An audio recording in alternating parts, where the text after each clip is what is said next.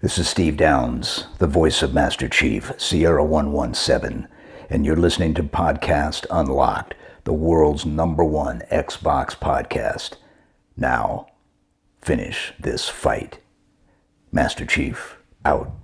What's happening, friends? Welcome to the best episode of Podcast Unlocked. We've been waiting years for something this awesome to talk about. In fact, we're recording a day early because of it. It's Unlocked 462. I'm Ryan McCaffrey, and I'm joined by my usual crew. Say hi to Brandon Tyrell. Hello. Destin Legary. Bam. Hey, everybody. And Miranda Sanchez. Hi. Hello. Guys, I'm not even supposed to be here today. I had taken some extra time off on the back of my 40th birthday, but I woke up this morning and actually, so I want to go around the table. Where were you? Because this is like one of those, the video game Xbox fan equivalent of where were you when you heard the news? So for me, I got up, again, fully expecting to not work at all today. So I was going to play some Super Mario 3D All-Stars, watch the car, take the dog for a long walk, just enjoy a nice day off on the back of my birthday. And I go on to Instagram and I see Aaron Greenberg's post.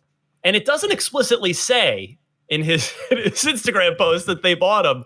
But it's like happy to announce this. I'm like, wait a minute, what is this? Then I went on to IGN and saw that Microsoft has acquired Bethesda and ZeniMax Studios in a $7.5 billion cash deal. And before I get into the details of it, I want to finish going around the room. Miranda, where were you when you read this or heard this? So I was still in bed. I try not to check Twitter right when I get up. So I was like, I'm going to check in on Slack and see how everyone's doing this morning. And then there was a very sarcastic comment from Mark Medina about like, good thing we don't have too much going on today, with like a throwing hands up in the air gif. I was like, huh? And then so I went on to her site. I was like, oh. And then I like hopped out of bed and I was like, time to get this day started. Dang. So you pretty much literally woke up to it. Oh, yeah. Yeah. It was, I had gotten up at like 6 a.m. and I was like, I don't want to do this. I went back to bed. And then better way to wake up. I was instantly out of bed. Destin, how about you? Yeah, I woke up in the morning and I just looked on Twitter, still in bed, and there it was. And immediately my mind started racing with like, what does this mean? Our game's going to be exclusive, which I'm sure we'll get into a little bit later. But yeah, it was quite a morning. So, all right, I'm hoping that one of us was like mid-drink or like mid-cereal and did an actual spit take. Brandon, you're my last hope for this. Just lie to me. Unfortunate. Yeah, that was 100% me. Captain Crunch on the way to port and just everywhere. No, I was in bed as well. I checked my fantasy football app and looked at the scores over an injury-ridden weekend, and then checked my email and saw the press release and was like, oh, because I don't have social media on my phone. So I saw the press release and was like, oh, crap. So I ran to my office, logged on Twitter, and then just started ingesting news from every corner of the industry. So I think we're all still coming to terms with, I mean, it's only been 2 hours. Yeah. So it's funny that because this is kind of a fantasy sports kind of situation, except in real life. Like, this is Microsoft flexing their might as a $1.4 trillion market, just overall value company. Bethesda/ZeniMax private company. So there's no need to get shareholder sign off. This is Bethesda had been private, and they now will be part of Microsoft. So let me read you the part of the blog from Phil Spencer. We also heard from Pete Hines at Bethesda. But Phil, writing a blog on Xbox Wire, saying, today is a special day. Nice job underselling it, Phil. As we welcome some of the most accomplished studios in the games industry to Xbox. We are thrilled to announce Microsoft has entered into an agreement to acquire ZeniMax Media, parent company of Bethesda Softworks. As one of the largest, most critically acclaimed, privately held game developers and publishers in the world, Bethesda is an incredibly talented group of 2,300 people worldwide who make up some of the most accomplished creative studios in our industry across Bethesda Softworks, Bethesda Game Studios, id Software, ZeniMax Online Studios, Arkane, Machine Games, Tango Gameworks, Alpha Dog, and Roundhouse Studios.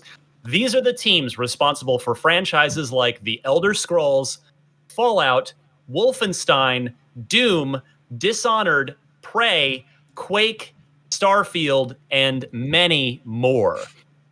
I almost don't know where to start with this, because not only is ZeniMax and Bethesda, that's not an exaggeration. They are. I mean, you see the review scores, you see the acclaim for their games. But what is, guys, the number one thing that Microsoft has been criticized for, aside from the quantity of exclusive games, period? It's single player games. And they went out and bought the studio that is known for creating phenomenal single player games across a variety of genres, whether it's Elder Scrolls, Fallout, Doom, Tango's. Why am I blanking on Tango's horror game? Evil Within. Evil Within? Yes, Evil Within. Thank you. Of course, now they're making Ghostwire Tokyo, which we'll get to.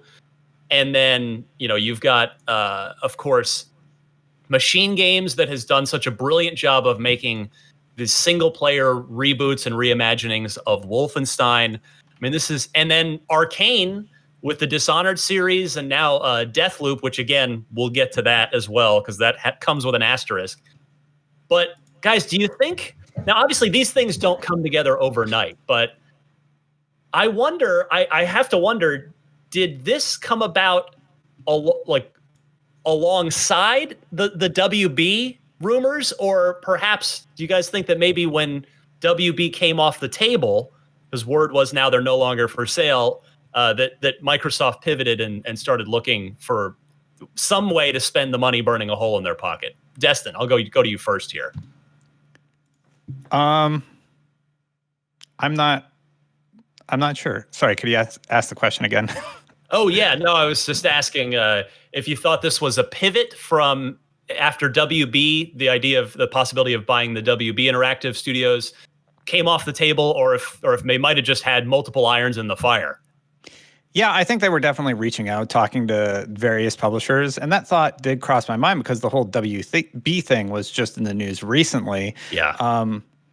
It seems like the parent company WB was like, yeah, maybe we're just going to hold on to this company right now. Maybe they weren't getting, the money that they wanted.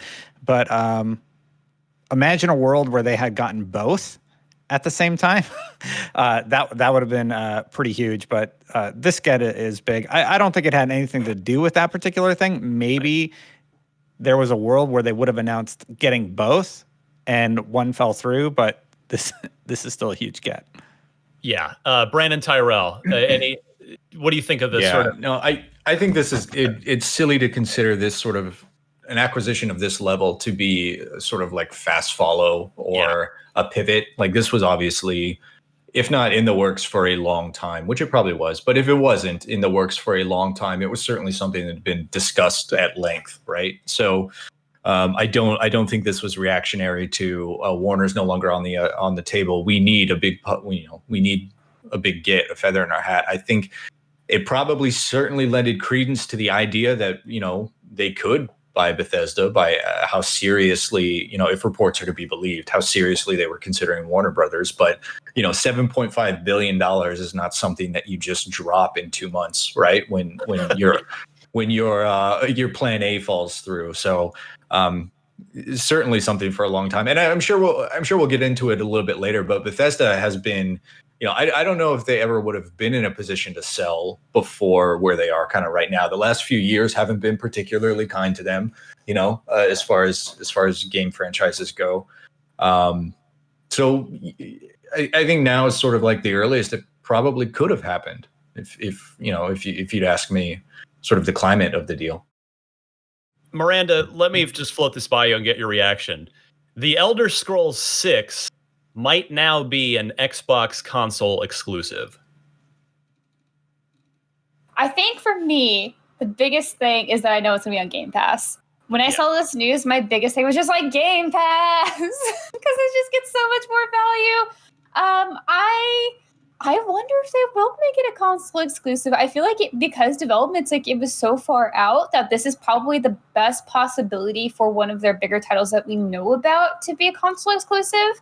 I know we are going to talk about it at length, but Microsoft did say that they are open to having some of these games not necessarily all just be console exclusives. And we've seen them do this with Minecraft, of course. It's not like they're going to retract everything. It's like, no, sorry, you can only play here now. Everything else canceled. And so that's maybe also one of the reasons I was happy to see that if Bethesda were to get acquired by one of the big three, I would want it to be Microsoft because they are willing to play ball and let their exclusives go other places. And I think Microsoft is kind of just keeps trying to show that they really want to do things to make games accessible on a variety of platforms and a variety of price points. And so I know this is kind of going on a tangent from just please. Elder Scrolls, but I wanted to get into this anyway, so go ahead. Yeah, I mean, like that was just like my first thought when I was like, okay, but how exclusive do they want to be? Which games will actually be exclusive? I think we could see Elder Scrolls be exclusive, and I think of the games that they have right now, that is the best chance. That and probably Starfield. I think those really far off, almost mythical games at this point. But at the same time, Elder Scrolls being exclusive sounds weird because Skyrim's on everything.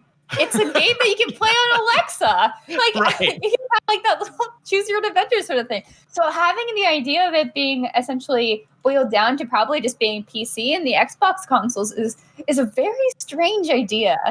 Not bad, just like, weird. Well, I want to continue that because that is really the big question, and there is neither Microsoft nor Bethesda is giving any definitive statement on this one way or the other, and it is the question now because I mean you brought up Game Pass, which I think we'll talk a little bit more about in a few minutes because there are massive implications for Game Pass. But yes, if you're Microsoft, do you keep everything or most of it exclusive to Xbox and PC? Do you keep it off of PlayStation? Let's just be honest, that's what it is. And that's okay if call it what it is. Or do you put it on PlayStation? Because I think there are a couple ways to look at it. For number one, there's the argument that are you paying $7.5 billion to let your big competitor have it as well? There's the idea of that. But on the other side, there's the idea that the PlayStation 4 and now 5 installed base is probably going to be very, very, very substantial. And your whole sort of ethos that you've been operating by as Microsoft is we want gamers to play anywhere on any device, no matter what. And you could take the publisher's cut of every single copy of Elder Scrolls 6 that were to get sold on the PlayStation 5. So, Brandon, where do you want to see him go, and where do you think it's going to net out there with that very, very pressing question that Microsoft has? It's a great question. It really is, and it is, like you said, it is the question. Sort of seems to be the thing that keeps popping up time and time again this morning. I'll be honest, I can see a world for both, really. And I don't know that these games are years and years out, right? I don't even know that Xbox has an idea of or Microsoft has an idea of what they want to do with these games. Well, let's take Starfield, which Miranda brought up, because sure. Starfield, Bethesda has acknowledged its existence. We know it's Todd Howard's next game, and I want to talk about him soon too. And it's probably going to be unveiled next year, and it's either going to be a fall 2021 release or almost certainly 2022. So that's the next big thing. So let's use that as the example. Okay, yeah, we should also keep in mind what Phil told, Bloomberg, that future Bethesda games will be on Xbox, PC, and other consoles on a case-by-case basis. That is the quote. That's super interesting. Sorry there, Destin. Yeah, so I think that case-by-case basis speaks primarily right now to Deathloop and Ghostwire Tokyo, right?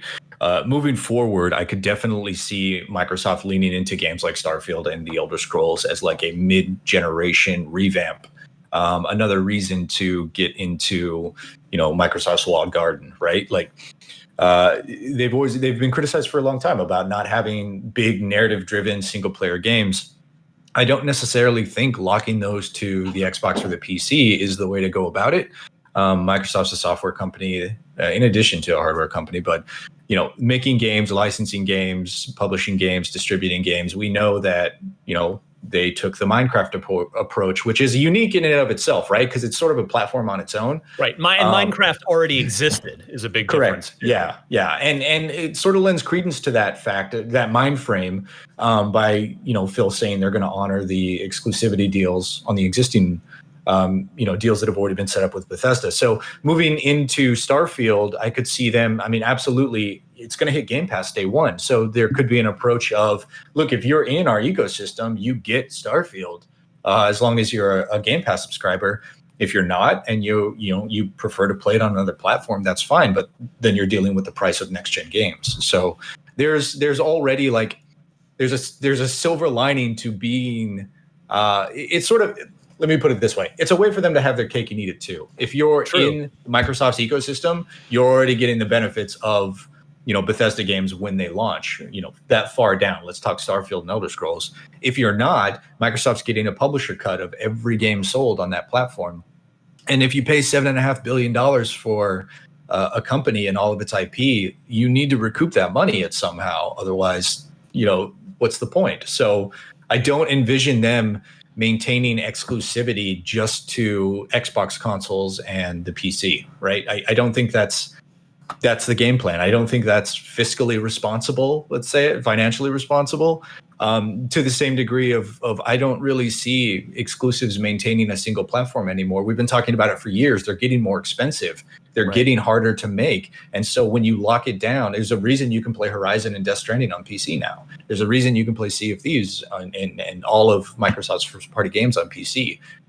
There's no point in limiting yourself with how much money you can make off these things when it's as simple as, letting somebody pay more for the product if that's where they want to buy it.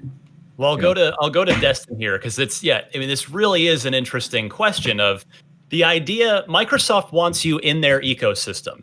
So do you just have it multi-platform? Again, using Starfield as the example, is Starfield a multi-platform game that's on PlayStation 5, but it's on Game Pass if you get it on Xbox, and you take that publisher cut for every PlayStation 5 copy sold? Or Destin, do you do both? And do you keep it off of PlayStation and it is an Xbox exclusive? You've got to come to the Xbox ecosystem. And oh, by the way, now that you're here because you've got to have Starfield, guess what? It's on Game Pass, so just subscribe to that, and you get all these games. So, what do you think, Destin? What do you think they're going to do? Yeah, so it's a really interesting case. Todd Howard says they have a belief we should bring that to everyone, regardless of who you are, where you live, or what you plan, regardless of the screen size, the controller, or your ability to even use one. So he definitely seems to be discussing a world where, yes, you can play those games on PlayStation 5, but then Phil's quote with the case-by-case basis, you know what? Microsoft loses money by not releasing that game on PlayStation 5, by not making it cross-platform. But there is also the perception problem that Xbox doesn't have exclusives, right? Right. It's really tough for me to think about what they're going to do business-wise, because business-wise, it does make sense to go on the PS5. They're already losing money on the hardware, so software is where the money is, right? So I honestly, I don't have a good answer for this. I'm largely going to take a wait-and-see approach. I don't know what their answer is. Minecraft is continue to be cross-platform. Yeah, I realize fully I'm waffling here, totally. But as Xbox fans, we want them to say it's console exclusives. But my business brain and what's best for Microsoft says they're going to go cross-platform in some way. However, that's $70 on PlayStation for the full price game. On Xbox, you just subscribe to Game Pass and you get all of them. Right. And I think the other point that people are leaving out is there's an optics element to it as well, right? there's such a large part of the exclusive argument and the tribalism and the console war thing is we have a game that you can't play, and it's silly and it's dumb and it shouldn't exist, but it does. And so moving forward, if Microsoft is now in a position where they have a game that you want to play, they're allowing it to be on every other platform. There's definitely a good guy Microsoft narrative there that can be sort of, plumbed from that action. I know, Miranda. Go ahead, Miranda. Yeah, sorry. So let's not also forget that timed exclusives are a thing. Like, this could be a timed console exclusive. If you guys go and look at, like, a Ori and the Will of the Wisps, that's now on Switch. And that was originally published by Game Studios, and then they I Am 8-Bit published it for Switch, which is very weird. So that things like that can happen, and I don't think necessarily have to change the publisher to put it on another platform. But you could definitely see them saying, like, hey, just for consoles, this is going to have, like, however many months exclusives. I think I'd rather them, I don't know, the limited time exclusive always feels a little weird to me, and I really hate saying it. But it's almost like, just go full and exclusive or don't, which is maybe weird. But I think it's because then all of a sudden, like, you feel like you have to wait so you can play on where you want to, right? And I feel like that's almost more frustrating. Maybe that's a very weird thing to say than to actually just say, yes, this is just ours or not. And so that is also potential. Your point is super interesting. And it's almost like potentially Microsoft's in a position where they could strong arm Sony and say, you're going to play nice like we've been playing nice with Nintendo, or you're not going to get Fallout, you're not going to get Starfield, maybe this will be the thing that finally bridges that gap that gets Sony and Xbox, playing a little bit nicer than they have been. That's a really good point. Too. Yeah. The leverage that affords you. I mean, I think at the end of the day, you guys have made a ton of great points. Like, it probably will be a case by case basis, but yeah, it's like, I think Microsoft will probably choose, because their goal is to get as many people into their ecosystem as possible. They have already told you that they don't care if that's on a PC or on a console. So they're less beholden to just making sure you buy their box, which that seems to be more of Sony's strategy, is we want you to have a PlayStation 5. But if you put the games on one hand that genuinely move the needle in this industry, it's Grand Theft Auto, it's mainline Mario games, Zelda games, and I would argue that Elder Scrolls is on that list. And I agree. And so you have a chance. You're in a position now, if you're Microsoft, to say, this game's not coming to PlayStation 5. You got to come to our sandbox to come play with it. And that will move Game Pass subscriptions. That will move hardware sales. I mean, I guess I won't be surprised which way Microsoft chooses. Again, I guess I'm kind of vacillating between Starfield and Elder Scrolls, but with Todd Howard's, like, those games, Fallout, Elder Scrolls, and Starfield. I mean, it's the Todd Howard holy trinity. I won't be surprised no matter which way they go, and certainly, of course, a couple things. One, obviously, like, Xbox fans, they want to see, like, they want to champion a thing that's only theirs, which I totally get, because I was going to get into this later, but I guess it was worth bringing up now. Like, this is such a fun day because, we've seen Sony, they just got Final Fantasy 16 as an exclusive. They've got, at the original PlayStation 5 reveal in June, they got Ghostwire Tokyo and Deathloop from Bethesda, which we'll cover off in a minute. They've lined up a number of things that are not going to be on Xbox, or at least not for a while.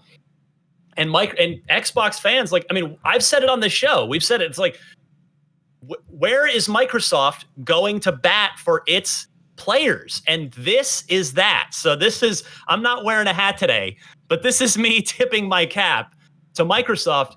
This is them showing their players, hey, we care about you guys. We went out and got some great games for you too. I mean, I would argue this is bigger than what the WB deal would have been. Absolutely. I don't know if anybody, Yeah. I mean, 100%. this is a much bigger deal. I mean, it's insane. Like the idea, like I haven't even processed all of this yet. Like as we came on the air, like the run of show for this week was like written on the fly.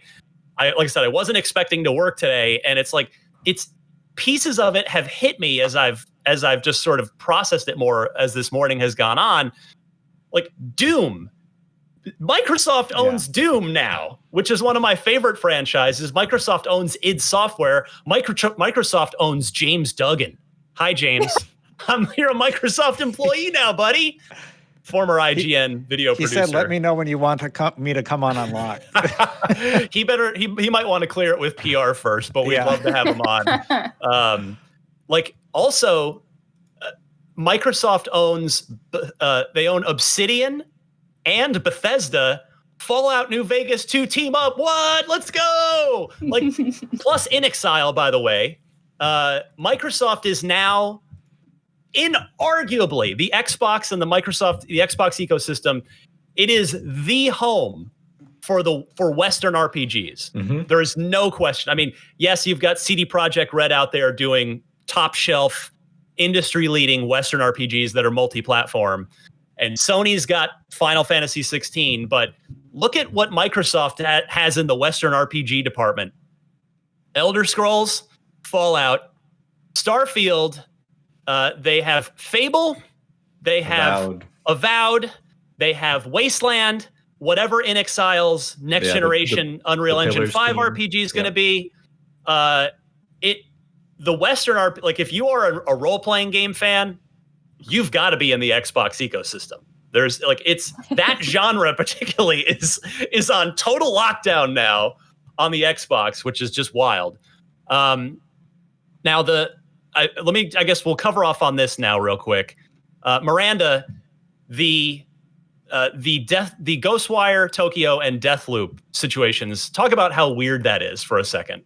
It is very strange because they are timed exclusives on PlayStation, and Microsoft has said, yes, we will honor that. But it's like these are now our games kind of that we are putting on PlayStation. Here you go. It's just so strange. It really is. I mean, it's hilarious. I'm sure there's some legal things in there too that they kind of have to honor it, but I'm glad that is still going forward because, let's let those things right out. And I think Microsoft, as they have been acquiring all these studios, they've gone on quite the shopping spree. They have been good about honoring those sorts of things in the past and making sure that they're like, yes, we respect this thing that was laid out before.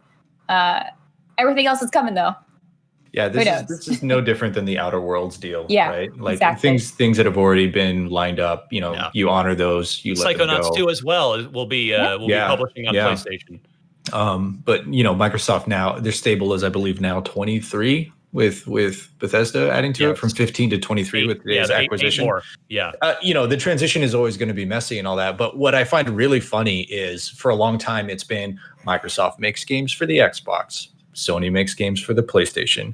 Microsoft stopped being a single platform developer like a long time ago. They are now Xbox and PC. And I don't know if you to be generous, you could say the same of Sony, right? Because now their games are starting to make their way to the PC as well. So they sort of at least distributed to multiple platforms. But now that Microsoft owns Bethesda, they no longer just make games for, the PC and the Xbox. They make games for the Nintendo Switch. They make games for mobile phones. They make games for the Alexa. They make games for refrigerators. Like they make games for every platform that any of these games have ever been on. So I think it kind of ties back into our conversation a little bit earlier, which is it even fair to still think of this as, this is one for the Xbox team? Like I think Microsoft just shed the skin of being like the console, like being stuck in that sort of console tug of war. Maybe though, we don't the know. old way of thinking about things. Right, Like moving forward, we need to start thinking about this as a company that just makes games and happens to own several platforms.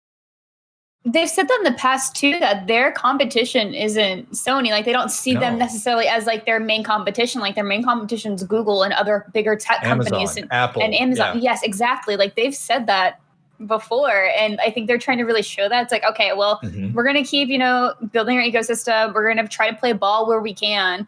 And we are just trying to curate this big ecosystem that really is hopefully attractive to all sorts of gamers. And I think they're really nailing on that.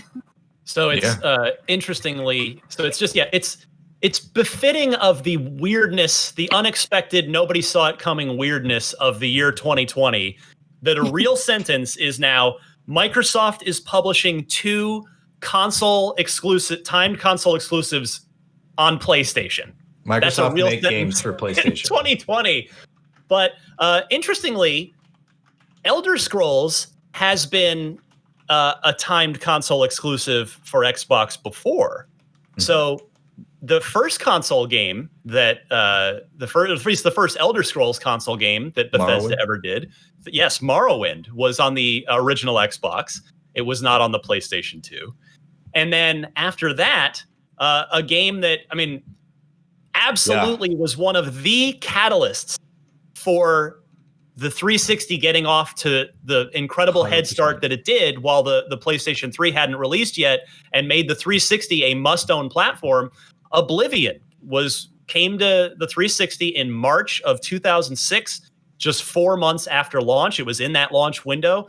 And yes, it came to PS3 later, and it came, as a side note, with a lot of problems. That PS3 version was notorious for being very problematic. You remember the Skyrim problems on PlayStation as well. Yeah. Like for an entire, was it a year or 6 months? So yeah, for a while.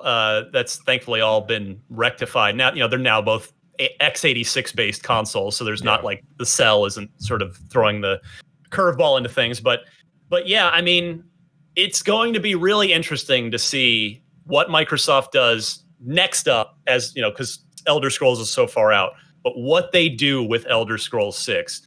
And if that's going to be a full exclusive, or as Miranda suggests, maybe a 1-year timed exclusive before they release it on PlayStation 5, that will be very interesting. Can I jump in real quick? Please. Just one final thought. I really honestly, genuinely believe that this is going to be, if you want, I think it's really reductive to call it a war, but if you want to, it would be a war of attrition, right? I don't believe there's a world in which Microsoft stops. You do a cost benefit and you see what happens if we make Elder Scrolls 6 and a Microsoft platform exclusive, or if you release it everywhere. The cost benefit, I can't imagine, is there for not releasing it on PlayStation. But what you do have is the opportunity to say, every time a Bethesda game comes out, you automatically get it if you're a Game Pass fan. And so year after year after year after year, you're looking at how much you're spending at $70 a pop or wherever it ends up on a Bethesda game, where you could be spending $15 a month on Game Pass and just playing them all. I think by the end, the strategy employed now, by the end of the generation, it will have paid dividends. It will have paid for itself. Well, and it's clear that Microsoft is playing a long game with this. That's been clear for a while. And I'm glad you brought this up. I want to talk about Todd Howard specifically, but since you brought this up, Brandon, let's talk about. Let's talk about Todd. Let's talk about Game Pass, because Microsoft announcing that subscriptions have quickly grown. Tom Warren from The Verge contextualizing it. Xbox Game Pass subscriptions have jumped 50% in less than 6 months. There are now 15 million subscribers as Microsoft continues its push for the Netflix of gaming. Let's talk about that specifically, because now it's Starfield, Elder Scrolls 6, whatever the next Doom game is. It's everything that these studios are going to do is now into Game Pass day one. The argument against Game Pass was always there. There was very little argument against it previously. Now the Sony maniac fanboy thing I would see on Twitter, which of course is just a war zone hellscape of the worst kind of conversation, but would be like, oh well, yeah, that's fine. I'll pay for my $70 10 out of 10 games. You take all your lower tier stuff into your Game Pass. Well, it's That's like, okay, which is ridiculous. But Yeah. but now you're gonna have some serious like AAA major games hitting Game Pass in day one, even more than the Fables and the Avoweds and the Halo Infinites that are coming down the pipeline. I mean, how can you, guys, I think if we hadn't already been there, we're now definitely at the point where you can't not have Game Pass at this point. I will say sorry, Dustin, really quickly. The one case that I have seen legitimately for like why people are like, oh, I don't have Game Pass, so I'm holding glue, is because they just don't have enough time to play games, and they're like, oh, I could buy a monthly subscription, but I don't feel like I'm actually making the most of it because there's just so much there, and it's like if I'm only playing one game, that is like the only case where I've seen the reason to not have that. The only reason, which is totally valid, of course, because kind of that choice paralysis thing that you get on Netflix sometimes, where you're like, I don't know what to watch. Yeah. Or even just the value. Like with any subscription service, the value is dependent on how much time you spend on the service. Exactly. So Miranda's 100% right. There's the people who only buy Call of Duty one game a year and play that all year, and that's awesome. That's how they play games. More power to them.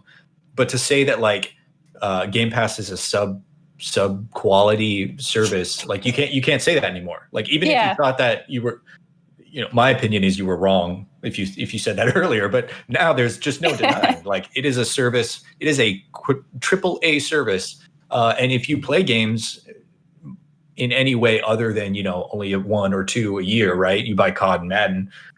It's a service that you simply just have to own, right? Like if you watch movies and TV on streaming services, Netflix is kind of the one that jumps to mind, like as the one you should get first. Game Pass is that now, right? Yeah, I mean it's astounding. I mean, if we're at 15 million, Xbox is at 15 million subs now, I wonder what it's going to look like in even 1 year from now. I mean, granted, I don't know. Go ahead, Destin. I keep waiting to chime in. Sorry, go ahead.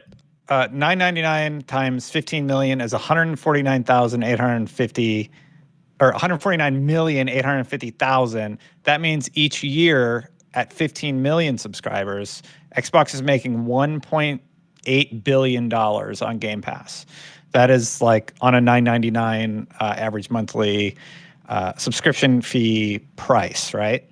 So it's a tremendous value for their consumers. They're making great profits that they can share with people that have aligned with Game Pass. You've talked to developers, Ryan, that say Game Pass is great. So yes, Microsoft wins, period, in this case. I mean, it's literally making World of Warcraft money. Blizzard is what they are now because people were paying $15 a month to the tune of like 12 to 13 million subscribers, I think, maybe 15 at its peak. Oh, yeah. Yeah. Things like this print money. Like if the product is good enough to keep you there for year after year, you can't argue with that, Yeah. I mean, there are so many other ramifications of this. There's now technology sharing that you can consider as well. Id Tech could be used. I mean, we're a little far along in Halo, and it's sort of doing its own open world thing. But right. There is a world in which it's again this not a good example because it's the timing I think is all wrong. But like Halo could have been built now. Like another Halo could be built in Id Tech. Like it's and Avowed. I mean, I presume I don't know if that's Unreal 5. We know NXIL is using Unreal 5, but they could use whatever tech that Bethesda is using for Starfield. There's just so many interesting technological aspects of this too that aren't even that we're not even really considering yet. But I'm sure the developers at both Microsoft and the ZeniMax studios are all going, oh, okay, wait, so now I could I could have access to this, or I could have access to that.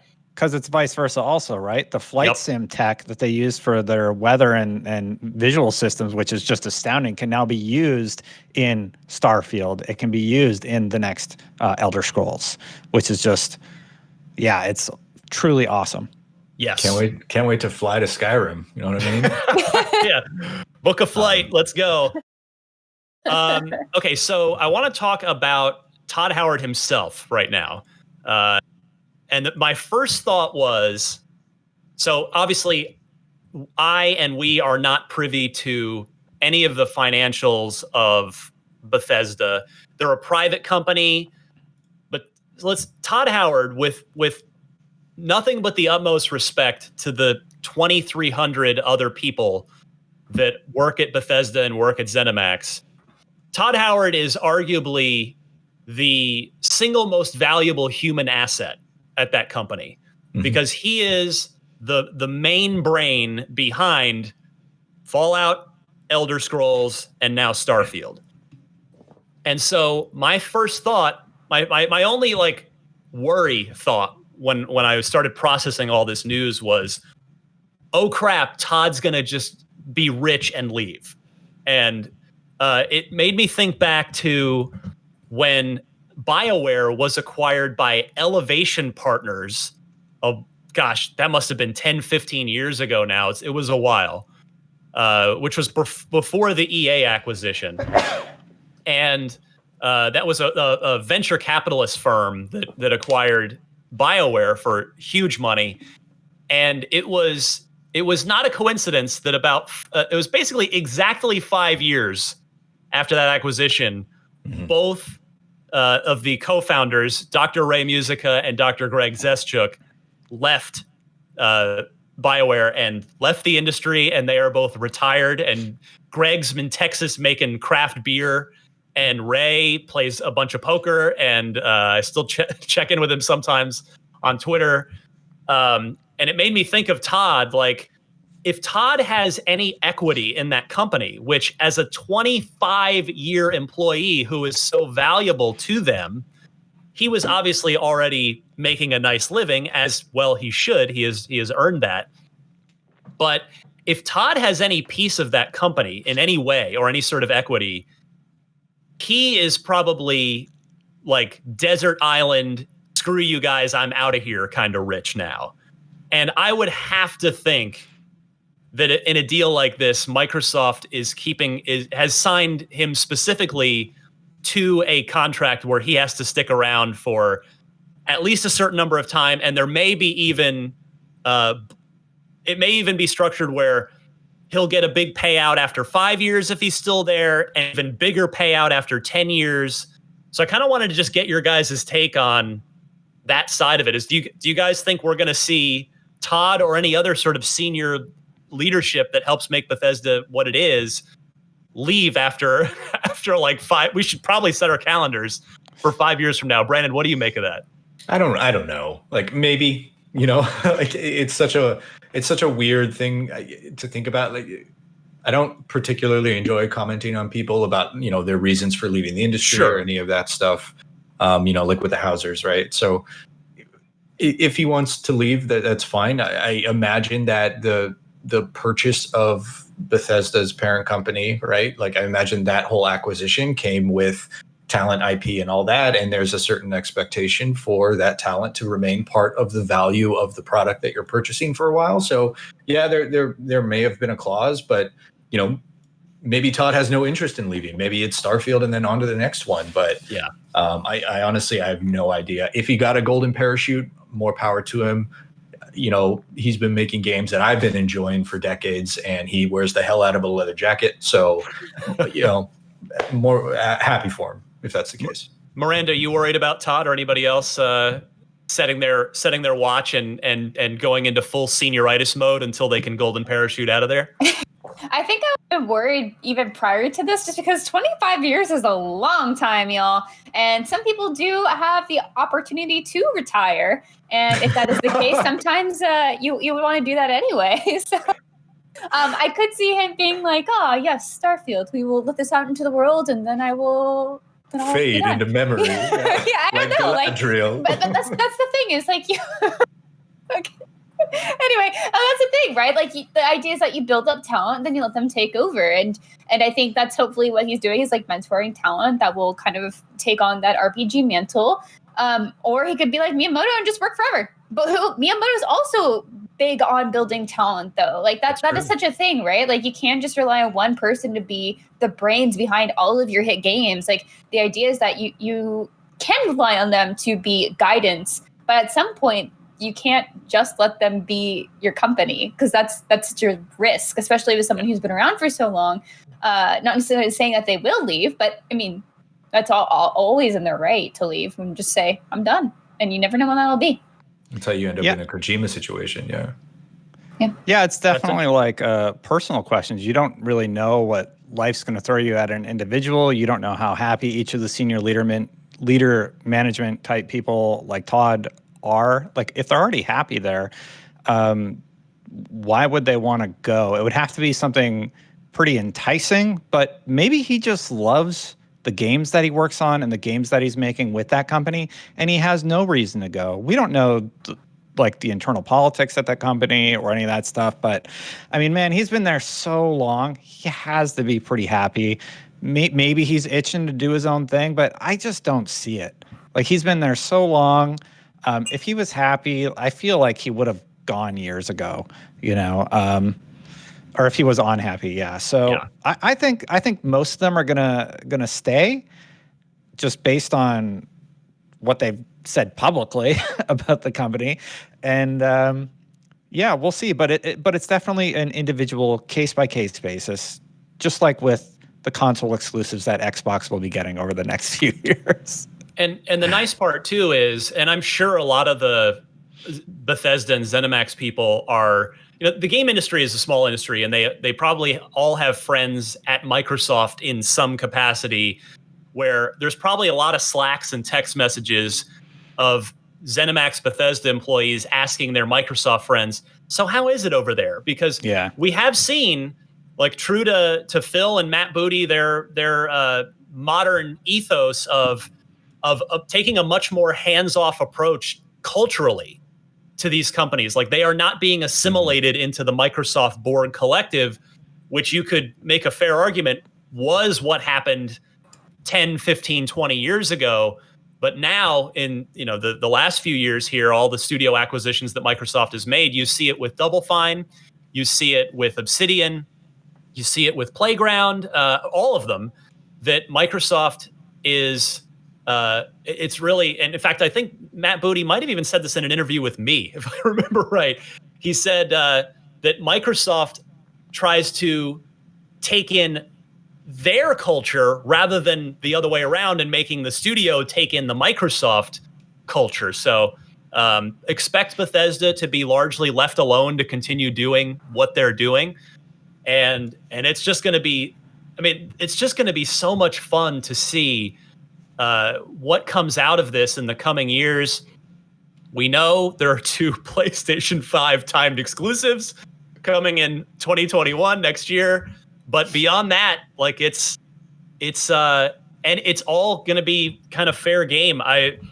If will Microsoft hold on to Elder Scrolls? Will they hold on to Starfield? Will they be timed? What's it going to be? But guys, I think, and I'll start with Miranda here first. Any lingering doubts? I mean, Microsoft has taken a lot of steps to address their first-party problem over the last couple of years. Those doubts are now completely. There's just nothing to say to that anymore, is there, Miranda? No. I think if anything, it's just more of the waiting game, right? Like, they've teased a lot of the games that are coming out with. We know Fable's probably forever away, but it's more of the waiting game and hoping that we get those soon. And obviously, I think in the meantime, there's so much on Games Pass that's coming out constantly to check out. And I hope maybe in the meantime that they could champion some of those a little bit more, so that when those do come out, they feel like they are something a little bit more exciting. I don't know. The one that always comes to me, that's, I guess, speaks to me, is Scorn, just because people keep reminding me about it. But I think there are unique games like that they do have on the service in the meantime, before they do get those big games coming out from their studios that they could just keep reminding people of. And one other quick thing here, we'll wrap this up, actually. So John Carmack, one of the co-founders of id Software, he's had a very ugly divorce that included legal battles with ZeniMax. He has tweeted in reaction to the news, "Great. I think Microsoft has been a good parent company for gaming IPs, and they don't have a grudge against me, so maybe I will be able to re-engage with some of my old titles." Jeez. that yeah, there's a lot to unpack there. But as a fan of John and id Software's classic games, that made me really happy to see, because it suggests that John Carmack wants to go revisit some of his old games, whether it's, in whatever capacity, whether it's doing like showing off maybe unfinished things, or there could be any million things that John might want to do. I mean, John is one of the most brilliant game programmers on the planet. And if maybe, who knows, maybe he wants to like go back and add ray tracing to the original Doom. Like that's a thing I could see John Carmack doing. So Microsoft, Phil Spencer, you should play nice with John Carmack, because he's done a lot for the industry, and would love to see what he has in store in that brain of his for some of his older games. Well, I think we're going to wrap it up there for this special edition of Unlocked. I didn't even have time to get a loot box question, an Unlocked Block trivia question. We'll do all that stuff. We'll kind of get back to the regular format next week. And there's more we could have covered. We didn't even talk about pre-orders tomorrow. Pre-orders tomorrow. By the way, 8 a.m. Not a surprise that the news dropped today, right? Yeah, actually, Brandon, please talk about that. That was the one thing I forgot to mention. That's coincidence? Yeah. Does anyone remember the time? I don't remember. Is it 9? 8 a.m. Pacific, 11 a.m. Eastern. Yeah, if you're listening to this today, pre-orders go live tomorrow. Tomorrow being September 22nd, Tuesday. So Tuesday, 8 a.m. Pacific, pre-orders for the Xbox Series X and the Xbox Series S will be going live. And, last week, obviously, the Sony PlayStation pre-orders were a little bit of a mess. Xbox had some fun on their social channels. But if you want to talk about a way to really capitalize on a situation, announce a $7.5 billion acquisition the day before your pre-orders are scheduled to go up. So they're sitting good, and I would love to live in an alternate universe where this announcement didn't happen until after pre-orders, just so we could see what the difference would have been. I'm expecting pre-orders tomorrow to go very well. So if you, like me, if you absolutely are going to be pre-ordering a Series X or multiple Xboxes, make sure you're online at 8 a.m. Because I don't think there'll be a shortage, but this news is going to drive consoles.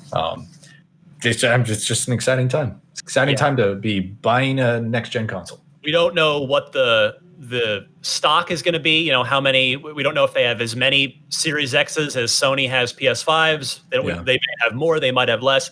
We have no clue about what the supply is or what the demand. I mean, we expect the demand will be pretty strong, especially after today. Yeah, especially after today. Yeah, whether it was planned this way to go for pre-orders, even if it wasn't, it's a happy coincidence. But again, I want to wrap up before I let everybody give their plugs by just saying, like as we've been doing this show since I've been at IGN, the show predates my time. So I've been doing this show for 8 years, more, I guess, closer to 8.5. And you guys have been on here for a while. I mean, it's like we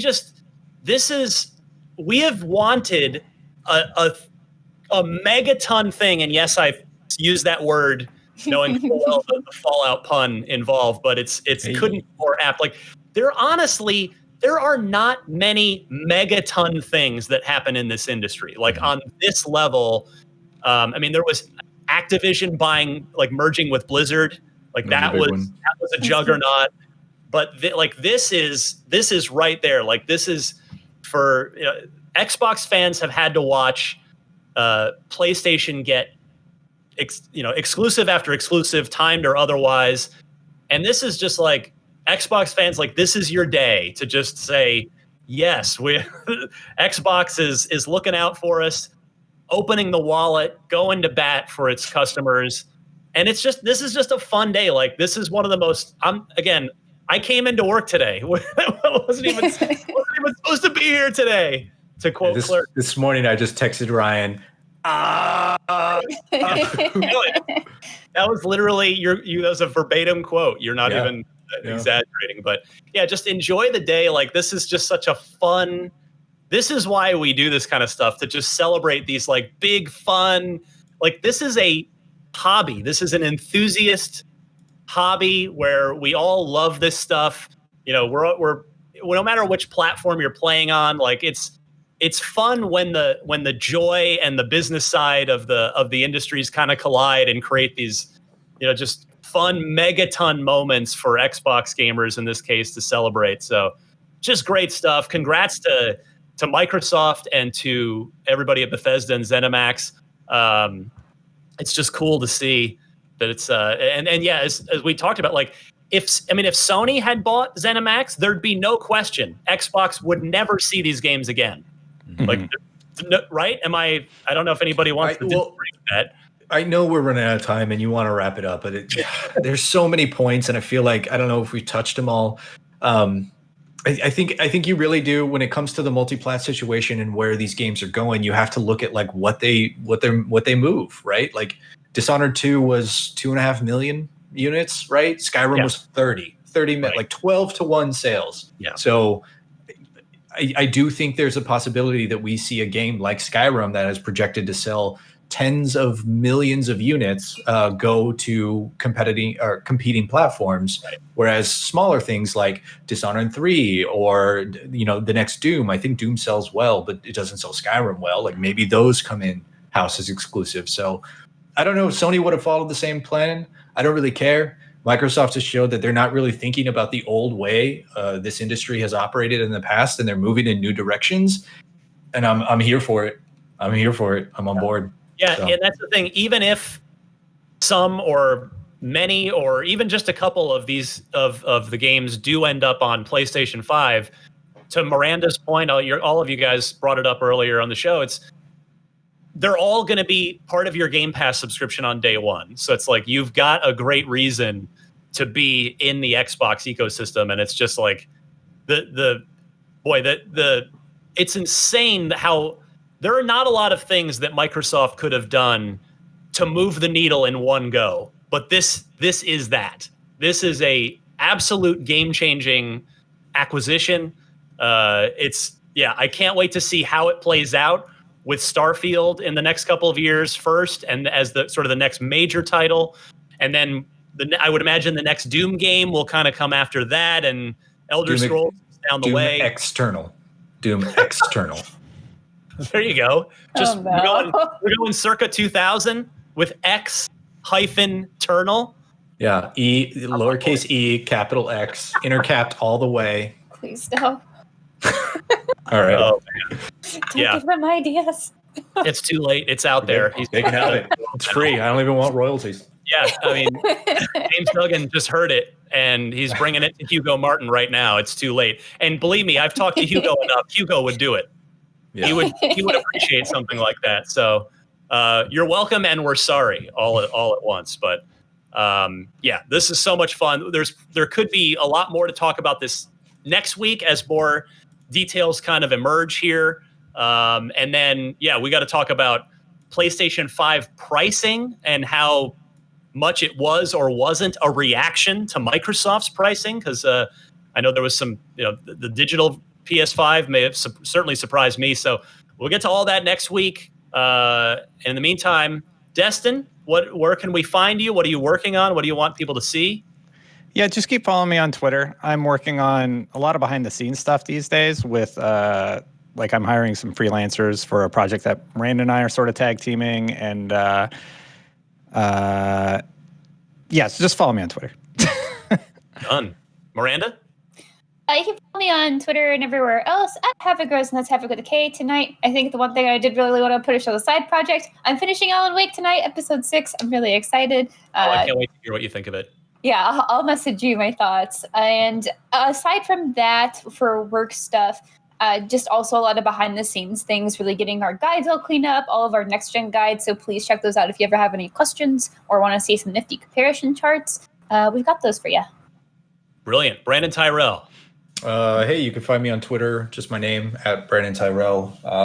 Like Destin, I'm kind of doing behind the scenes stuff these days, but I don't know. Review season is around, so we'll see what we get up to. Also, I've been playing Hades. Go play Hades if you haven't played Hades. Hades is, if you follow my past reviews, like I love Dead Cells, really into that. So when I say that Hades is as good, if not better than Dead Cells, is hype. It's the first game I've ever seriously considered trying to make an argument for a 10-4. Like, it is that good. Wow. Go check it out if you haven't. I love hearing that. As for me, I'm on Twitter at DMC_Ryan. I am going to be writing an op-ed right now, actually, as we sign off. Miranda is going to kindly handle the publishing of this episode. We'll get it out to you as soon as we can, which obviously, if you're hearing it, we did that. But yeah, I'm going to write an opinion piece on IGN.com about all of this Bethesda stuff and kind of distilling my thoughts. So check that out on IGN. And then I think this is going to be I think the Xbox week is going to be even better than just this. So hang with us all week at IGN. It's going to be a good one. For Miranda, Destin, Brandon, and our producer Tayo, I'm Ryan. This was Unlocked 462 Emergency Megaton Awesome Edition, and we'll see you guys next week.